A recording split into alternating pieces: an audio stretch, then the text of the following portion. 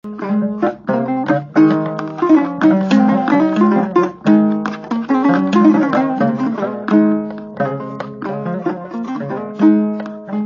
Monsieur le Président de la République, Bassirou Diomaye Diakhar Faye, à Monsieur le Premier ministre, Ousmane Sonko, à Monsieur le ministre des Mines et de la Géologie, Birame Souleye Diop, aux autorités administratives et élus locaux, aux libérateurs du Fouta contemporain, chers camarades de lutte et de vie, tout ce qui se fait sans la population digne et contre la population. À bas la politique politicienne du Fouta, à bas les voleurs et manipulateurs du Fouta, à bas l'exploitation illégale des phosphates de Matam, à bas la Somiva, à bas l'injustice. Victoire au peuple patriote révolutionnaire qui ose et qui lutte pour la justice, la paix et la souveraineté. Monsieur le ministre, aujourd'hui est un nouveau jour.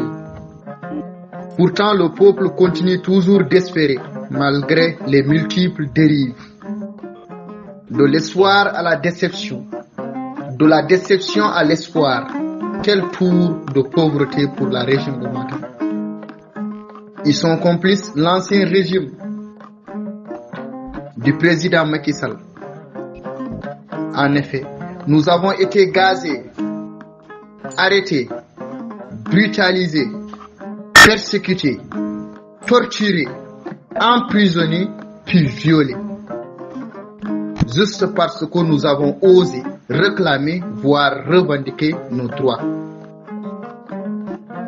Le Fouta Insoumis rappelle qu'avec la complicité des politiciens, autorités et élus locaux, des étrangers nous considèrent comme des étrangers chez nous. Oui, de 2008 à 2025, l'exploitation des phosphates de Matam reste et demeure toujours illégale. Tant que les différents codes et engagements ne sont pas respectés, le mouvement ne ménagera aucun effort. Tant que les ressources du peuple seront illégalement exploitées, nous combattrons et paierons le prix le plus fort. Monsieur le ministre, le mouvement exigera toutefois le respect du code minier. Article 113, 115, le respect du code de l'environnement, article 48, le respect du code du travail, ainsi que l'insertion des jeunes déjà politisés. L'urgence est de créer des centres professionnels au métier des mines. En fait, il faut impérativement mettre en place une usine de transformation des phosphates tant souhaitée, car la Somiva continue de voler jour après jour sous la surveillance des complices. Oui, des milliards sont extraits du sous-sol. Ces milliards sont exportés via des camions qui ont même engendré la mort d'un jeune homme prometteur nommé Abdou Karim Khan. Accident sans vrai constant de la gendarmerie. Nous sommes sans assistance authentique, sans sapeurs-pompiers. Au final, la population continue toujours de payer le prix dans un environnement pollué et dégradé, menaçant la santé des populations impactées. C'est triste. Monsieur le ministre, vous êtes de retour à Matam. Aujourd'hui, quelles sont les conclusions de votre premier déplacement dans la zone? À quand l'usine de transformation des phosphates? La Somiva, quant à elle, continue de voler, d'exploiter et d'exporter des vies et des emplois en dehors du territoire sénégalais. Monsieur le ministre des Mines et de la Géologie, concrètement, quelles sont les avancées de l'exploitation des phosphates de Ndendori, Ounaré et Orkodjeré? Monsieur le ministre des Mines et de la Géologie, dites-nous si la Somiva est-elle devenue légale aux yeux du nouveau régime? aux autorités administratives, gouverneurs, préfets et sous-préfets. Pourquoi? Vous avez du mal à impliquer les populations pour la prise de décision concernant leur localité. Nous rappelons à qui veut l'entendre que le mouvement Fouta Insoumis est le seul collectif des défenseurs des intérêts du Fouta, constant, cohérent et authentique.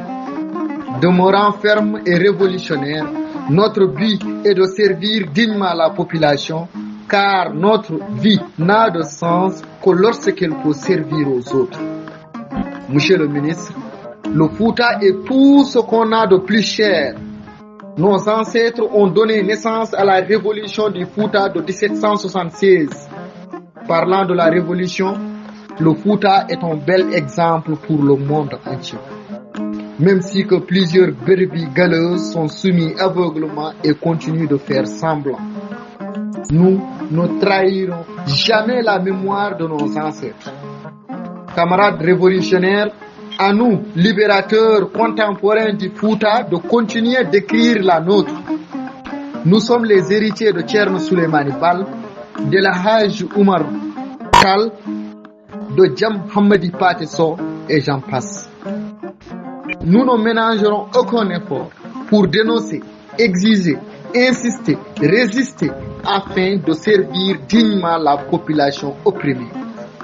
À bas les élus locaux complices, à bas les maires qui ne représentent pas du tout la population, à bas les associations malfaiteurs qui profitent et font semblant d'être des révolutionnaires.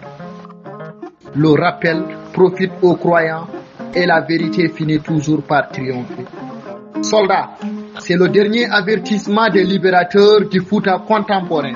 À très bientôt pour le programme projeté en mois de décembre. Je vous remercie. Vive le Fouta Insoumis. Ensemble, sauvons le Fouta.